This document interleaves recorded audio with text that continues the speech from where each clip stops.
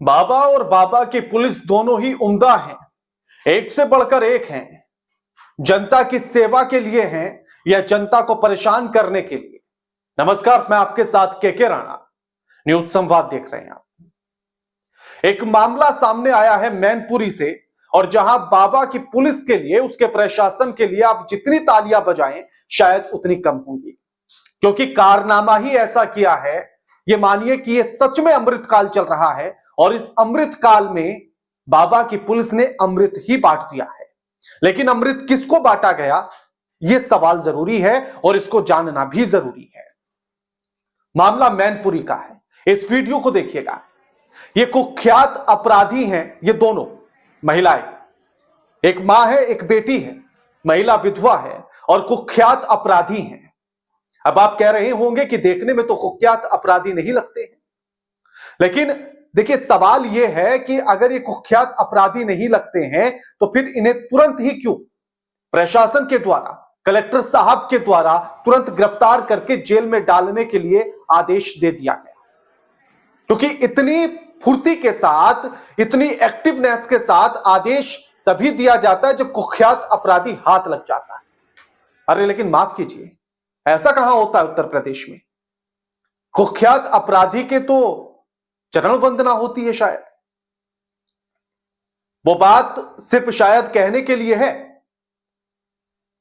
कि या तो सुधर जाएं वरना फिर प्रदेश बदल लें, गुंडों को उत्तर प्रदेश में नहीं रहना। वो शायद कहने की बात है। आप पहले ये पूरा मामला समझिए और उसके बाद आपका मन करे तो कलेक्टर साहब के लिए भी, योगी आदित्यनाथ साहब के लिए भी और उनके प्रशासन के लिए भी ताली बजा देना। अब ये देखिए, ये तस्वीर है पुलिस हिरासत में। जो ये महिला आपको दिख रही है, ये विधवा है, साथ में उसकी बेटी भी है।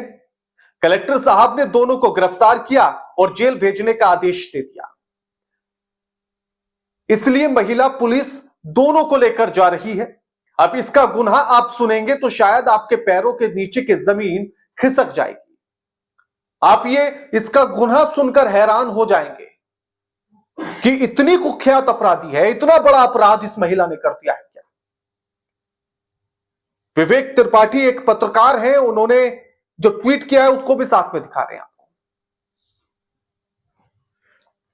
इसका गुनाह सुनेंगे तो आपकी जमीन निकल जाएगी। पीड़िता जो है वो मैनपुरी की रहने वाली है और इसकी ही जमीन पर किसी ने कब्जा कर लिया है।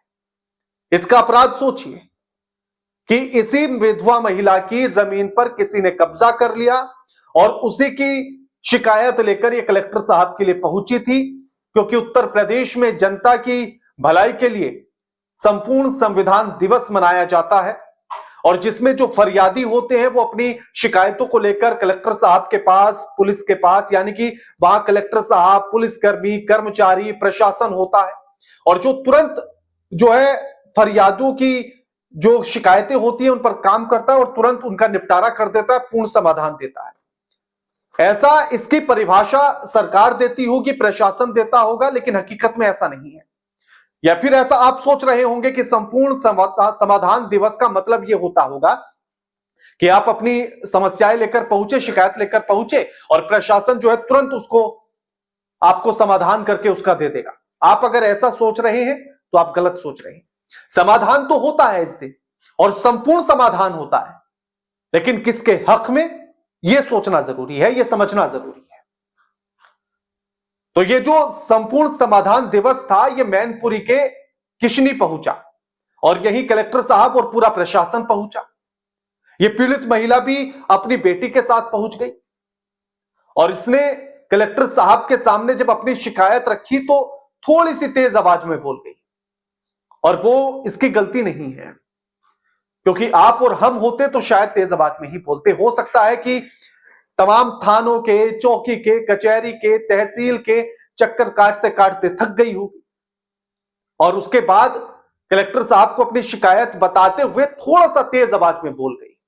बस यही इसका गुनाह है। ऊंची आवाज में बात, और वो भी कलेक्टर साहब के सामने। इतनी जुर्रत, इतनी हिम्मत आम जनता के अंदर आखिर कैसे आ गई? योगी आदित्यनाथ का राज्य है ये, और यहां प्रशासन या कलेक्टर या पुलिस आपके सेवक नहीं है। और अगर आप ऐसा सोचते हैं तो आप भूल कर रहे हैं, वो आपके माई बाप हैं, वो खुदा हैं, ये मानकर चलिए आप। और उनके सामने आप ऊंची आवाज में बात करेंगे। एक गरीब महिला, एक विधवा महिला अपनी बेटी के साथ शिकायत लेकर पहुंची और कलेक्टर साहब के सामने ऊंची आवाज में बात करेगी, ये तमीज है? बिल्कुल भी नहीं सहन होगा ये। बस इतनी सी बात थी, माफ कीजिएगा, इतनी बड़ी बात थी कि उसने ऊंची आवाज में कलेक्टर साहब के सामने अपनी शिकायत रखी, बहस होने लगी, गर्मा गर्मी का माहौल हो गया और तुरंत कलेक्टर साहब ने वहां खड़े अधिकारियों को, पुलिस अधिकारियों को, जो महिला कांस्टेबल थी उसको सीधा आदेश दिया और कहा कि दोनों को गिरफ्तार करिए और जेल में डाल दीजिए। पहले तो जो महिला पुलिसकर्मी खड़ी थी वो भी सन रह गई कि ये क्या बोला जा रहा है। जो फरियादी खड़े थे उनके होश फाख्ता हो गए कि ये क्या हो रहा है। लेकिन कलेक्टर साहब का आदेश था, निभाया कैसे ना जाता। बस तुरंत पूरा प्रशासन एकदम एक्टिव मोड में आया और मां और बेटी दोनों को गिरफ्तार कर लिया और दोनों को पुलिस की जिप्सी में बैठा दिया गया, उसकी गाड़ी में बैठा दिया गया। ये उसी समय की तस्वीरें हैं। और ये कुख्यात अपराधी को पुलिस लेकर जा रही है। अब आप सोच रहे होंगे कि इसमें संपूर्ण समाधान कहां हुआ? संपूर्ण समाधान हुआ है, जिसने जमीन पर कब्जा किया है उसका संपूर्ण समाधान हुआ है। ये जो बार बार थानों के, कोर्ट के, कचहरियों के चक्कर जो ये महिला काट रही थी अपनी बेटी के साथ, एक विधवा होने के बाद, अब कलेक्टर साहब ने ऐसी डोज दी कि आज के बाद कभी किसी थाने या चौकी या कचहरी में जाने की हिम्मत नहीं जुटाएगी, क्योंकि वहां अभी तो जेल में डालने के लिए कहा गया, हो सकता है फिर तमाम धाराएं लगा के डाल दिया जाए। और जो इसकी जमीन पर कब्जा है वो कब्जा ऐसा ही रहेगा।